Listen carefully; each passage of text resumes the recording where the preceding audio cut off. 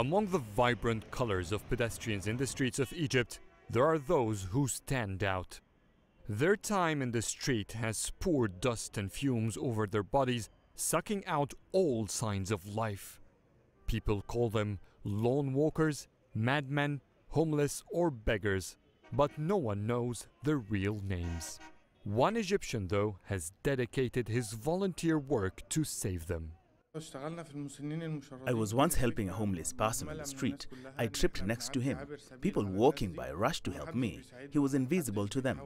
That really upset me because I'm dressed up better. They cared more about me and were afraid to come near him, although obviously he's the one who needed more help.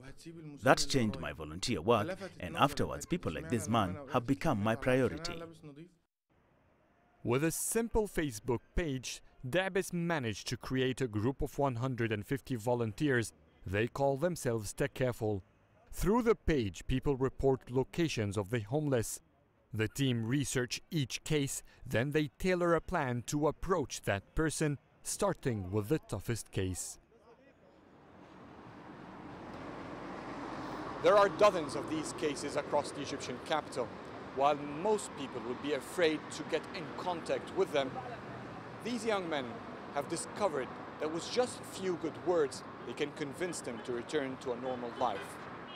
Rehabilitating them, however, is not a simple process. I shave their hair, give them a shower and clean their clothes, because otherwise hospitals will refuse to give them healthcare because to them they look disgusting.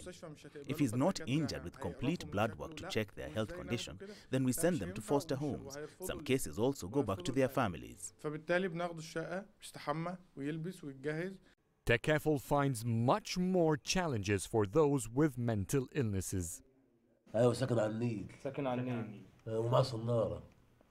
live by the Nile and I have a fishing rod. My name is Hassan and I eat onions. I live in the streets to monitor the thieves who steal mics from mosques.